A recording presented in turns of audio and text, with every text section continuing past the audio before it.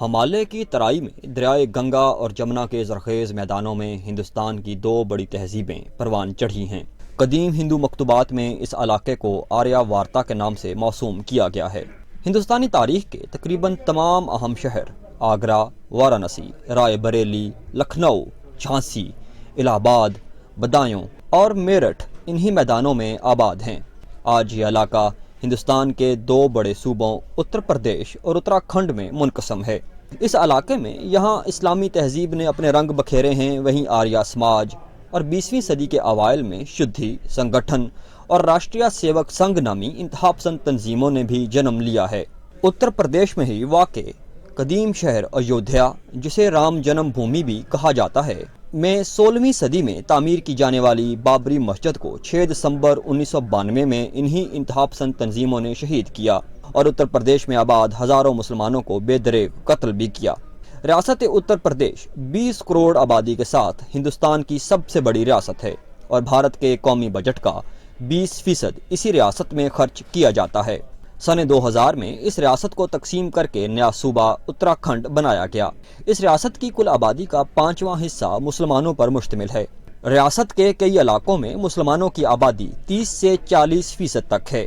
शायद इसी वजह से आए रोज़ हिंदू मुस्लिम फसादात के नतीजे में सैकड़ों मुसलमानों का कत्ल और दहशत गर्दी के बेबुनियाद इल्ज़ामात लगाकर मुसलमान नौजवानों की गिरफ्तारियां और बग़ैर अदालती सुनवाई के तवील कैद मामूल बन चुका है। माजी में ये रियासतें सोशलिस्ट नज़रियात की हामल जमातों का गढ़ समझी जाती थीं, लेकिन अब 13 साल बाद एक बार फिर से हिंदू इंतहा पसंद तंजीमों का सियासी चेहरा कहलाने वाली जमात भारतीय जनता पार्टी ने इन दोनों रियासतों में इंतखाबी अक्सरियत हासिल की है। उत्तर प्रदेश में बीजेपी को 403 में से 312 और उत्तराखंड में 70 में से 57 सीटों पर कामयाबी मिली है। हैरत की बात यह है कि बीजेपी को अपनी मुस्लिम मुखालफ पॉलिसियों के बावजूद मुस्लिम अक्सरियती इलाकों में कामयाबी हासिल हुई। आज के हरफराज का सवाल है कि भारत के सबसे बड़े और अहम तरीन सूबे में बीजेपी की कामयाबी के मुहर्रकात क्या हैं और इस कामयाबी के पाकिस्तान की खारजा पॉलिसी खासकर कश्मीर पर क्या असरात मुरत्तब होंगे। अस्सलाम वालेकुम, आपको प्रोग्राम हरफराज में खुश आमदीद कहते हैं। मैं हूं जमील फारूकी और मेरे साथ हमेशा की तरह मौजूद हैं जनाब औरिया मकबूल जान साहब। नाज़रीन, दुनिया के सबसे ज्यादा सेकुलर मुल्क होने के दावेदार भारत में मजहबी इंतहा पसंदी और जुनूनियत इस वक्त उरूज पर है और मुख्तलिफ रियासतों में बीजेपी की कामयाबी इस बात का वाज़ेह सबूत है। अब देखना यह है कि वहां के यानी भारत के मुसलमानों के साथ सलूक क्या होता है और पाकिस्तान के साथ भारत की पॉलिसी क्या रहेगी। इसी पर हम बातचीत करेंगे औरिया साहब से। औरिया साहब, पहला सवाल मेरा यही होगा, बीजेपी की मुख्तलिफ रियासतों में कामयाबी की बुनियादी वजह दलित्स और इसके साथ साथ मुसलमान ही हैं, तो फिर हम ये क्यों रोएं कि मुसलमानों के साथ क्या होगा? नहीं, पहली बात तो ये है कि पाकिस्तान का जो इंटेलेक्चुअल है, पाकिस्तान का जो इस वक्त टीवी पे बैठा हुआ एंकर पर्सन तबका है, हमारे जो अखबारात लिखने वाले हैं, उनको अंदाज़ा ही नहीं है कि उनके साथ क्या बीत रही है और क्या बीतने वाली है। अच्छा, सिचुएशन ये है कि आपके ऊपर हिंदुस्तान की अंदर होने वाली तब्दीलियां शदीद असरअंदाज होती हैं। आप जो कुलभूषण को रोते हैं, आप जो कहते हैं कि अफ़गानिस्तान हमसे खिलाफ हो गया और अफ़गानिस्तान ने हमारे खिलाफ एक पूरी की पूरी मुहिम शुरू कर दी, वहाँ इस वक्त 12 कौंसलेट काम कर रहे हैं, ये सारा कुछ क्यों होता है? इसलिए होता है कि हिंदुस्तान में जब एक ताकतवर सरकार आती है जी, तो वो बुनियादी तौर पर इसी तरह की बातें करती है। मोदी बुनियादी तौर पर हिंदुस्तान की बीजेपी का सबसे सख्त चेहरा है जो सामने आया अब तक। No doubt. हिंदुस्तान की जो बीजेपी थी जी, इसके अंदर अक्सर जो जितने भी पुराने लोग थे, जिसमें अटल बिहारी वाजपेयी था, जिसमें एल के अडवाणी था, ये कंपैरेटिवली आज हमें बहुत नरम मिजाज लगते हैं। जी, असल में हुआ ये है जी, इस पूरी की पूरी सियासत के अंदर कि हिंदुस्तान के बाकी जितने इलाके थे, मसलन हिंदुस्तान में महाराष्ट्र था जी, जिसमें बॉम्बे वगैरह शामिल है, जी, जी, हिंदुस्तान में अहमदाबाद था, बिल्कुल, हिंदुस्तान में नीचे दक्कन का इलाका था, हिंदुस्तान में कलकत्ता था, हिंदुस्तान में उड़ीसा था, ये नीचे चेन्नई का जो इलाका था, ये सारे इलाके जो थे मरकज से दूर थे। अच्छा, मरकज से दूर इलाकों में एक तो ये था कि गुर्बत ज्यादा थी, और गुर्बत के साथ साथ ये थी कि एक हिंदू मजहब के साथ जो एक फैटलिस्टिक एटीट्यूड होता है, लोगों की महानताएं और फलाना और पूजा और पाठ और सारा कुछ, और वहां पर बड़ी आसानी से ये कहने, आप कह रहे हैं कि रिलीजियस एक्सट्रीमिज्म ज्यादा था। मैं अर्ज कर दूं। अच्छा, तो इस सारे इलाके के अंदर होता यह था कि उनको उन्होंने बीजेपी ने उठाया, राइट, और बीजेपी बकायदा वहां जीती। ये पूरे के पूरे इर्द गिर्द के हिंदुस्तान में जीतती चली आई थी, लेकिन यूपी में ये अपना इनरोड नहीं बना सकी थी। कांग्रेस जीतती थी हमेशा वहां से। हमेशा कांग्रेस नहीं, कांग्रेस तो बहुत पहले जीतती थी। कांग्रेस उस वक्त जीतती थी कि जब पाकिस्तान हिंदुस्तान तकसीम हुआ। बिल्कुल ठीक। नेहरू की जो अपनी सीट है वो अमेठी की सीट थी। जी जी। अमेठी से फिर उसके बाद उनकी बेटी जो है इंदिरा गांधी जीती थी, वहीं से फिर राजीव गांधी भी अमेठी की सीट से जीता था। ये इलाहाबाद के करीब इलाका है। जी जी। बेसिकली ये सारे जितने भी लोग थे, कांग्रेस हो, मुस्लिम लीग हो, आप देखें कि ये पूरा इलाका जो है ये पूरी इंडियन सिविलाइजेशन का गढ़ है। देवबंद यहीं पर है, बरेली यहां पर है, ठीक। उसके बाद अहले तशीयों का लखनऊ यहां पर है जी, ठीक। हिंदुओं का सबसे बड़ा, जिसे कहता है मुतबर्रक तरीन मकाम, बनारस यहां पर। बुद्धों का सबसे मुकद्दस तरीन मकाम सांची और सारनाथ। सारनाथ वो जगह थी जहां बुद्ध वहां आया था और आके उसने सरमन दिया था। राइट।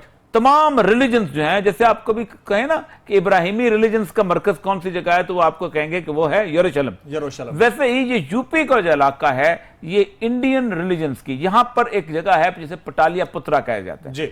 ये वो जगह है जहां से गुप्ता एम्पायर्स निकली थी जी। इस इलाके के अंदर चूंकि अक्सरियत पढ़े लिखे लोगों की थी, राइट, इसलिए यहां पर दलित की मूवमेंट बहुत चली, शूद्रों की मूवमेंट बहुत चली। डॉक्टर अंबेडकर जो था वो उनका लीडर होता था, और वो उनके कांग्रेस। मेरा सवाल यही है कि अगर अक्सरियत यहां पर लोगों की ज्यादा है तो जितवाने में भी तो इन लोगों का हाथ है ना। कोई मुसलमान रहनुमा नहीं खड़ा हुआ वहां से। मैं तो खड़ा हो नहीं सकता ना, क्यों नहीं खड़ा हो सकता? क्यों? वजह ये थी कि इस इलाके के अंदर ये जितने भी लोग थे, मुलायम सिंह यादव हो गया या मायावती हो गई या दूसरे लोग या कम्युनिस्ट थे, वो उन्होंने दलित को कहा था कि तुम्हारे हकूक हैं, और उनके साथ बाकायदा इंटेलेक्चुअल गुफ्तगू जो थी वो उसको आगे फरोग दिया था। लिबरल हैं, दलित हैं, आदिवासी हैं, औरतें हैं, ये सारी की सारी जो थे ये बीजेपी की नफरत की अलामत थी। लेकिन बीजेपी ने एक चीज लोगों के जहन में जानशीन करवाई है, अच्छा, कि तुम हिंदू 60% हो, और अगर तुम ये 60% तकसीम हो जाओगे शूद्र में, क्षत्रिय में, वेश में, दलित में, तो तुम पे मुसलमान छा जाएंगे। और मुसलमानों का एक खौफ पैदा किया उन्होंने। और ये साहब पॉइंट तो अच्छा है कि उन्होंने कन्विंस तो किया कम से कम अपनी कम्युनिटी को। हमारे यहाँ क्या है, हमारे यहाँ 4 सेक्ट्स इकट्ठे होकर किसी एक पार्टी को नहीं जितवा पाते। मैं पाकिस्तान की बात को छोड़ दें, पाकिस्तान की बात नहीं, पाकिस्तान की बात बाद में करें। अच्छा, पाकिस्तान की, हम इंडिया की डिस्कस कर रहे हैं। राइट। यहाँ के वजूहात बिल्कुल और हैं, यहाँ के मामला ही और हैं। वहाँ आप 4 सेक्ट को आप इंडिया के उस तकसीम से जोड़ते हैं, इम्पॉसिबल। अच्छा, चीज ही और है ना। एक बंदा वेद सुन ले, उसके कान में पिघलाया हुआ शीशा डाल देते हैं। एक बंदा जो है किसी के ब्राह्मण के घर में दाखिल हो जाए तो घर के अंदर गंगा जल से उसको वो करते हैं, अपना झाड़ू दे देते हैं। एक बंदा छू के चला जाए तो उस बंदे का हाथ काट देते हैं। मतलब ये राणा चंद्र सिंह, मतलब वो तो जात पात की तकसीम है भाई, वो बिल्कुल। और लेकिन उन्होंने ये कहा कि तुम चूंकि हिंदू हो इसलिए तुम सारे के सारे इकट्ठे हो जाओ जी। मुसलमान जो थे ये गुमगू की कैफियत में कितना साल रहे हैं? 17 साल, 17 years या 70 years, 17 साल बीजेपी का गवर्नमेंट। जी जी, गॉट योर पॉइंट। पहली गवर्नमेंट आई जी, नरेंद्र मोदी कहां था, चीफ मिनिस्टर था वहां पर। उस गवर्नमेंट के अंदर उन्होंने उठा के वो मारा, उन्होंने अहमदाबाद में कत्लो गारत किया, मुसलमान बच्चियों को रेप किया। दुनिया का सबसे बड़ा जो था वो घीटो वहां बना, सोहापुर का। जी, ठीक, बिल्कुल, कत्लो गारत हो जी। उसी गवर्नमेंट का दौरान अयोध्या के अंदर फसाद शुरू हुआ। बीजेपी ने रथ यात्रा शुरू कराई, हर इलाके के अंदर रथ यात्रा हुई। आपको याद होगा कि अडवाणी जो था वो बकायदा रथ से बैठता था, वो सारा कुछ दिखाता था। यही बीजेपी करती थी, यही बल्कि ये जो मोदी था ये साइड पे था जी। अटल बिहारी वाजपेयी बांधता था, और राष्ट्रीय सेविक सिंह के और सिंह परिवार के लोग होते थे, वो बड़े बड़े दाढ़ियों वाले पंडित जो थे वो उसके आगे के चलते थे। पूरी दुनिया के हम जन्मभूमि को मुसलमानों से वापस लेके आएंगे। अच्छा, यहां पर एक हुकूमत थी जो मुसलमानों के वोट से जीती हुई थी, और वो हुकूमत क्या किसकी थी? मायावती की, जी। ये इनकी समाजवादी पार्टी की समाजवादी हुकूमत। पार्टी। मुसलमानों को पूरे इंडिया से हिंदू ब्राह्मण निकले हैं, हिंदू क्षत्रिय वैश्य निकले हैं, और मुसलमानों को वो हुकूमत प्रोटेक्ट नहीं कर सकी। मुसलमान भाग गए वहां से, अयोध्या पे कब्जा हुआ, अयोध्या की मस्जिद गिराई गई। उसके बाद मुसलमानों को अच्छा, मुसलमान खड़े नहीं हुए किसी भी जगह। मुसलमानों ने एहतजाज रजिस्टर होने की बात नहीं होती। जी। एक कमेटी बनी थी, बाबरी मस्जिद कमेटी। जी, जी, उसमें याद होगा कुछ उलमा बेचारे थे, वो जी। चारे इधर उधर घूमते फिरते थे, कभी ये कागज पकड़ के बदे। उसके बाद फसादात शुरू हुए और पूरे मुल्क के अंदर मुसलमानों के खून से होली खेली गई। नहीं देखा ना, सिंपल सी बात है, मैं आपके भी इंडिया के अंदर जाके देख लेना जी। तो 40% बनारस शहर के अंदर मुसलमान है। मिच मीन 1 करोड़ लाहौर की आबादी है ना, 40 लाख हिंदू। 40 लाख हिंदुओं तो नजर आते हैं ना, बिल्कुल जी, बिल्कुल। वहां नजर नहीं आते हैं। ना वो सियासत में नजर आते हैं, ना वो माशरत में नजर आते हैं, ना वो मईशत में नजर आते हैं, ना वो सरकारी नौकरी में नजर आते हैं। वोट भी तो उन्हीं को देते हैं ना। मैं बस करूं, क्यों दें? जी। आपके पास, आपको मालूम है कि एक शख्स 60% वोट लेके जीत जाएगा। मेरे पास 5% वोट हैं। मेरे 5% वोट से नरेंद्र मोदी हारता है, कांग्रेस हारती है, मुलायम सिंह यादव हारती है, कौन हारता है? और मैं और पाकिस्तान बड़े सगीर पाको हिंद में हालत यह है कि अगर मैंने आपके खिलाफ वोट दे दिया तो मुसलमान क्या करता है? रक्षा चलाता है, कबाब लगाता है, बनारसी साड़ी वाला काम करता है, कसाई की दुकान है। कसाई की ये दुकानें है ना। जी जी, बिल्कुल। कल को पुलिस वाला क्या करेगा? अच्छा, वोट उसको दिया था, अब लगा के दिखाओ रेडी यहां पर तुम। एक हिंदू की दुकान होती है, मैं वहां बनारस में गया, हिंदू की दुकान साड़ी बनारसी साड़ी में, लाइन लगी होती थी, मुसलमान बेचारी औरतों और मर्दों के सर के ऊपर बेचारी वो बनारसी साड़ी घर में बुन बना के लेके आई हुई थी, और वो यूं देख रहा था, ये ठीक नहीं तो ये ठीक नहीं तो ये साहब को ये दिखाओ, तो ये साहब को ये दिखाओ। मैं चूंकि साहब बात है वहां से उनके पाकिस्तान पर क्या अब हाल क्या है? हालत क्या है? हालत यह है कि नरेंद्र मोदी ने फर्स्ट टाइम आफ्टर 25 ईयर्स ये साबित किया है कि अगर हम 65% हो जाएं तो पहले तो हम यहां के मुसलमानों को कुचल के रख देंगे, जो वो कहता था कि बहर अरब में फेंक देंगे जी। दूसरा मुकाम यह है कि सबसे पहला हमला अब होगा कश्मीर के ऊपर।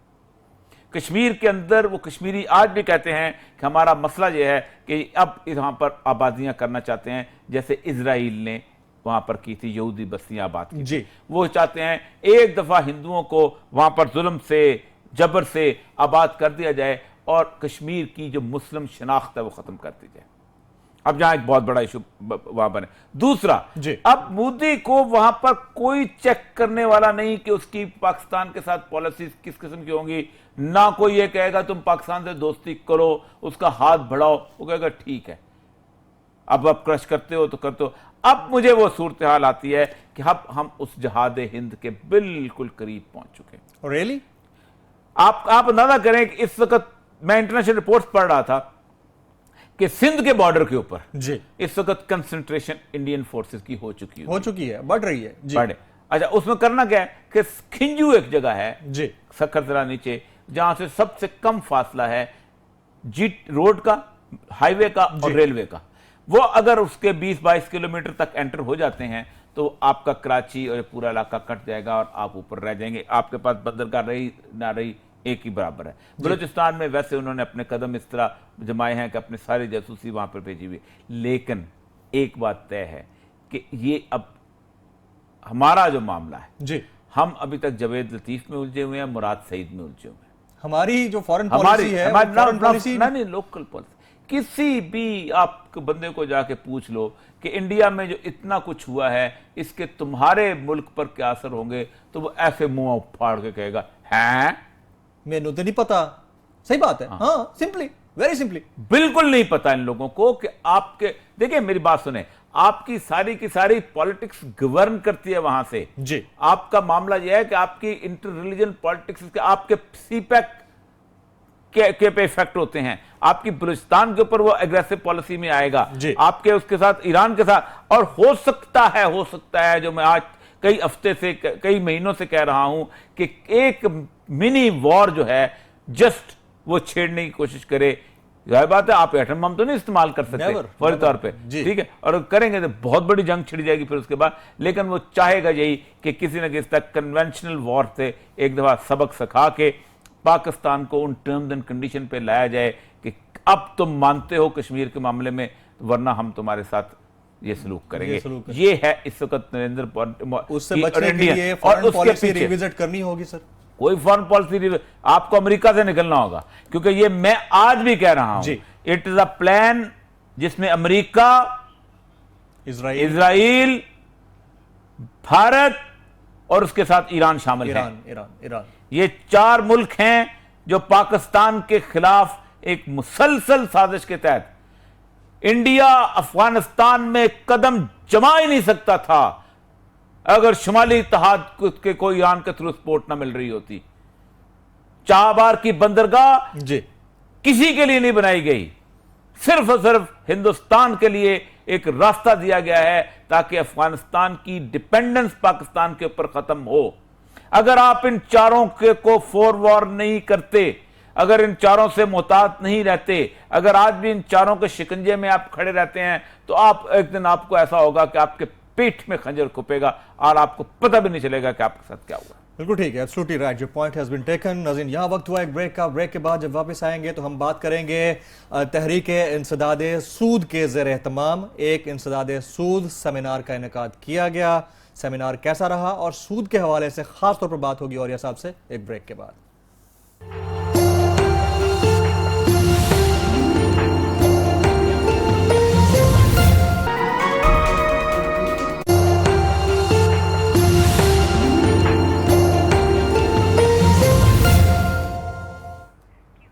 Welcome back. तहरीक-ए-इंसदाद सूद के ज़ेर एहतमाम एक सेमिनार का इनेकाद किया गया जिसमें इंसदाद सूद के हवाले से बातचीत की गई है। मुल्क की नामवर शख्सियात उसमें शरीक थी और कितना इंपॉर्टेंट है इस तरह के सेमिनार, इस पर हम बात करेंगे औरिया साहब से। औरिया साहब, इस तरह के सेमिनार्स कितने अहम साबित हो सकते हैं इंसदाद सूद के लिए?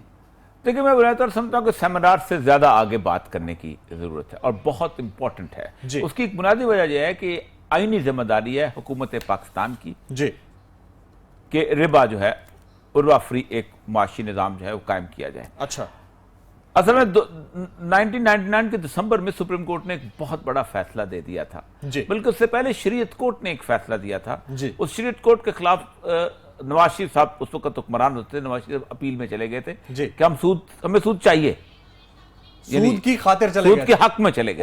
अच्छा, मतलब नवाज शरीफ के सारे जुर्म भी अगर मेरे नजरों में माफ कर दे जाएं तो ये जुर्म बहुत बड़ा है, बहुत बड़ा है, नो डाउट, बहुत बड़ा, नो डाउट, ये खुद अपील में गए। ठीक, और ये जुर्म नाकाबिले माफी है जब तक ये खुद उसकी अल्लाह से माफी नहीं, तो अल्लाह रसूल से जंग के लिए बराबर सिपाही बल का हथियार पकड़ के मैदान में आए थे ना। जी, बिल्कुल। दूसरी चीज ये थी कि उसके बाद ये थे कि मुशर्रफ के जमाने में जब फैसला आया है तो उसका मुशर्रफ तेज आदमी था, उसने यूबीएल को कहा था तुम अपील कर लो, तो उसने यूबीएल की अपील की थी और उन्होंने तारीख का बदयानतरीन फैसला किया था कि कभी भी सुप्रीम कोर्ट जो है रिव्यू पिटीशन जो है उन्हीं जजों से सुनी जाती है, उससे नहीं सुनती, दूसरे सुनी गई थी। तीसरा यह था कि उनको वापस उसने रिमांड किया था। सुप्रीम कोर्ट में भी केस रिमांड कभी वापस हुए हैं ऐसी कि दोबारा आप फैसला करो और फैसला दो, लेकिन चूंकि ट्रक की बत्ती के पीछे लगाया था। यही वो मामला है कि जिसके अंदर हम लोग जब अपील में गए थे तो सरमद जमाल उस्मानी जैसे जज ने ये खड़े होकर कहा था कि जो सूद नहीं खाता वो ठीक है, जो खाता है उसे अल्लाह पूछेगा, और हमने कहा था कि ये उसने तौहीन अदालत की है। ये बिल्कुल ऐसे ही है कि जो कत्ल करता है उससे अल्लाह पूछेगा, जो नहीं करता वो बहुत अच्छा आदमी है, ठीक है, जो करप्शन नहीं करता वो ठीक है, जो करता है उसको अल्लाह पूछेगा। तो तुम किस लिए बैठे हो? फ्रंट पे तो तुम किस अदालत को आना चाहिए सारे मामले नहीं, आपको आना चाहिए। अच्छा, ये जितनी मजहबी तंजीमें यहाँ बैठी हुई थी कि उनको सेमिनार करने के बजाय एक मुकम्मल मूवमेंट चलानी चाहिए। ये जो इस तहरीक इंसदाद जो हुई है, मैं इसका बहुत बड़ा पार्ट हूँ, अभी भी रहा हूँ, शुरू में था, बिल्कुल आगाज के अंदर जब ये चल रही थी तो हम साथ थे। जाहिदुर राशि साहब को मैंने जाना था इस कन्वेंशन में, लेकिन अचानक क्या इस तरह के सेमिनार मेरा प्रोग्राम का हिस्सा नहीं हो सकते? और ऐसा हो भी तो सकते movement का हिस्सा हो है। सकते हैं जी। और लेकिन हमारे यहाँ होता पता क्या है, हम सेमिनार में तकरीर करके घर में बैठ जाते हैं। बिल्कुल ठीक। हम कहते हैं हमने बड़ा अपना फर्ज पूरा कर दिया। ऐसा नहीं है, निकलकर खानकाहों से अदा कर रस्म शब्बीरी। ये सूद अल्लाह उसके रसूल के खिलाफ जंग है। अल्लाह उसके रसूल के खिलाफ जंग लड़ने वाले आपके चौराहों के ऊपर इतने बड़े बड़े पोस्टर लगा के बैठे हुए हैं, दुकानें खोली उन्होंने हर जगह। आप एक इंटरकॉन्टिनेंटल के होटल के अंदर बैठ के सेमिनार करके चुप हो जाते, नहीं, निकलो। और ये अदालत की मैंने आखिरी, मुझे याद अच्छी तरह कि आखिरी जो इजलास हुआ था वो वहां पर हुआ था अपना हाफिज सईद साहब के उसमें जामिया कासिया में जी। तो उस वक्त मैंने ये कहा था कि ट्रक की अदालत के पीछे जाना, ट्रक की बत्ती के पीछे लगाना है, ये कभी फैसला नहीं करेंगे। आप शरीयत कोर्ट पता नहीं कहां से कहां ले गई, या मुतबादल, हम मुतबादल लेके भी तब भी किसी ने नहीं सुना। जी। सूरत हाल ये है कि आपको इसको हुकूमत को मजबूर करना चाहिए। दुनिया के हर मसले के लिए धरना देते हो, सूद के लिए धरना नहीं देते हो। अल्लाह ताला तबारक व तआला ने किसी और चीज के लिए जंग का ऐलान नहीं किया हुआ सिवाय इसके जो सूद के। ना ज़िना के खिलाफ किया, ना चोरी के खिलाफ किया, ना डाके के खिलाफ किया, ना किसी और चीज के। ये फर्ज ऐन है। और आज मैं कहता हूं, अगर आज ये तमाम मजहबी जमातें सिर्फ एक इस पॉइंट पे मुत्तफिक हो जाएं कि हमने एक भरपूर मूवमेंट चलानी है, छोड़ दें खुशहाल पाकिस्तान को, छोड़ दें फलानी तंजीमों को, छोड़ दें इसको सारे, और आप देखें आज सारे के सारे इकट्ठे हो जाते हैं।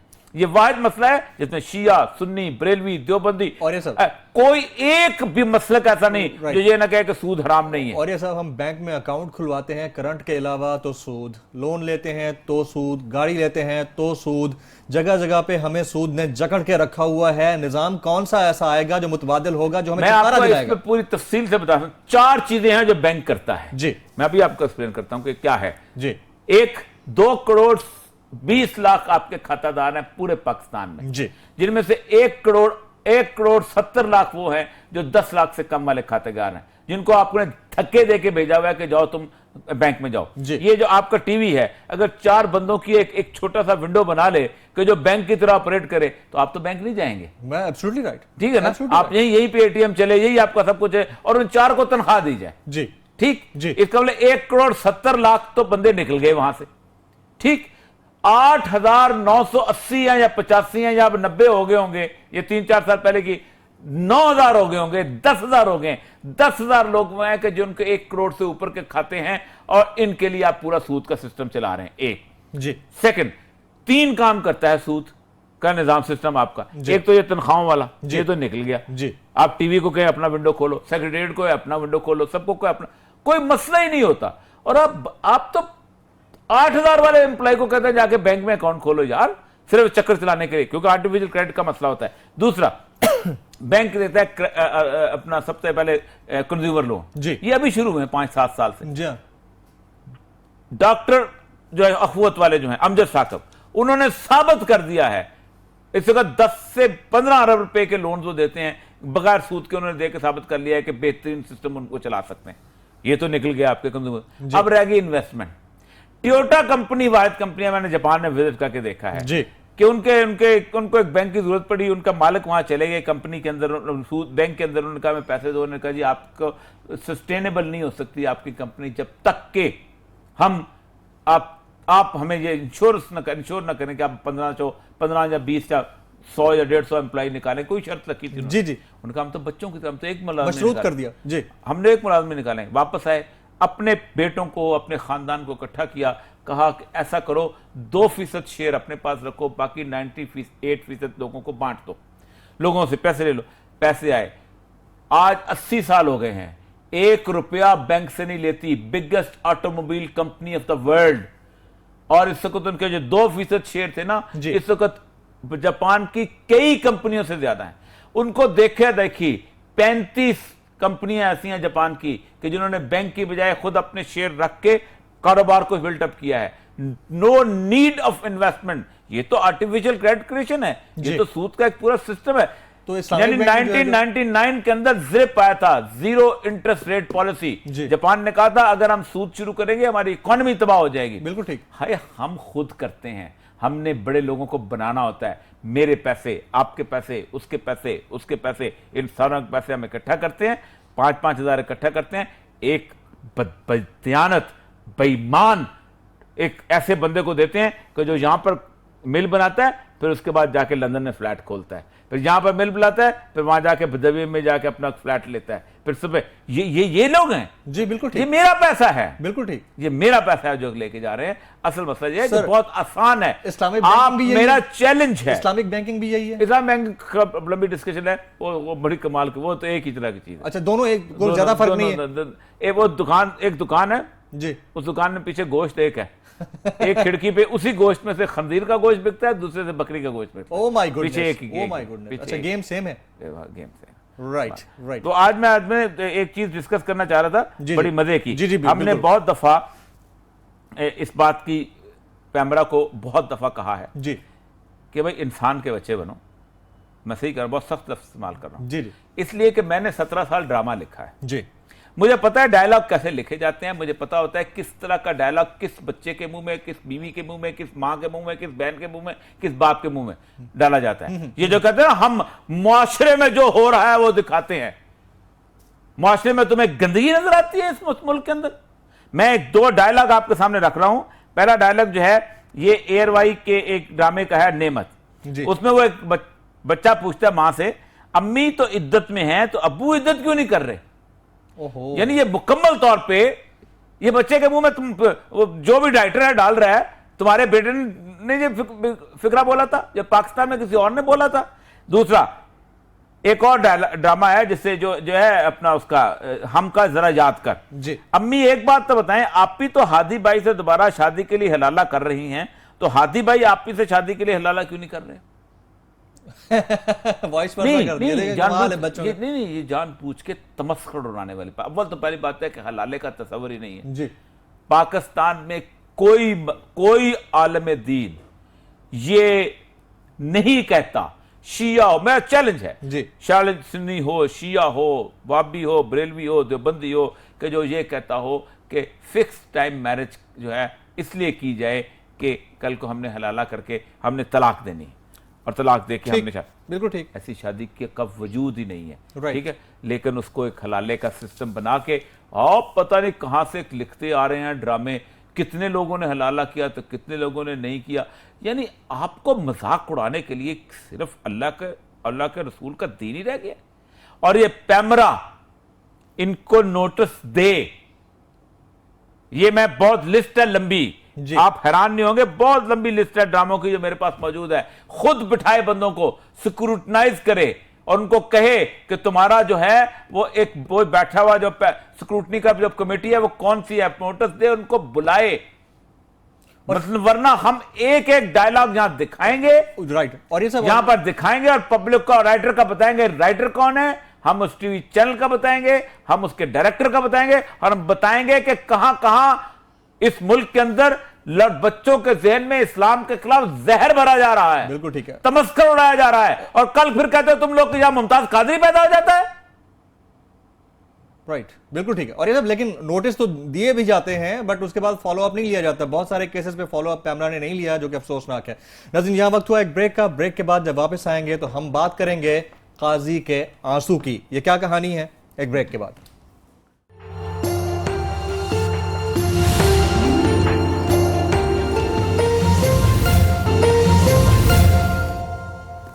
Welcome back. प्रोग्राम के तीसरे हिस्से में आपकी लाइव कॉल्स ली जाती हैं। अगर आप कॉल करना चाह रहे हैं तो हमारे नंबर स्क्रीन पर फ्लैश कर रहे हैं। इसके साथ साथ हम बात करेंगे काजी के आंसू की।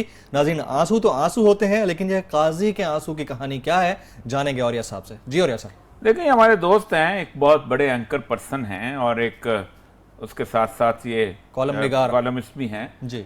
इन्होंने जैसे शौकत सिद्दीकी का एक मजाक उड़ाने की कोशिश की है। जब शौकत सिद्दीकी ने कहा कि जी जब मैं देखा है तो मैं आंसू से रो पड़ा हूं जी। और उन्होंने कहा जी काजी का भाई आपने किसी को सपोर्ट करना है तो आप ये भोंडे तरीके इस्तेमाल ना करें। ये आंसू अल्लामा इकबाल ने रोए थे गाजी इल्म दीन की के ऊपर और कहा था कि तरखाना दा मुंडा बाजी लै गया तो पीछे असी कुछ नहीं कर सके। जी जी कायद आजम ने मुकदमा लड़ा था गाजी लंदन शहीद का, कायद आजम मोहम्मद अली जिन्ना ने मुकदमा लड़ा था, फादर ऑफ पाकिस्तान ने। अल्लामा इकबाल जो थे वो लेके आए थे और यूं उसके कंधा दे दिया था, उन्होंने कब्र में उतारा था गाजी लंदन को। यहां बातें करते हैं खड़े होके कि वो जज रोक पा, मेरे सामने जिस वक्त है ना कांप उठा था वो मैं पढ़ के। आप एंकर पर्सन बने, आपको नहीं कांपते? आपको आंसू नहीं आते? आपको आंसू सिर्फ इस बात पे आते हैं शिमा किरमानी को देख के?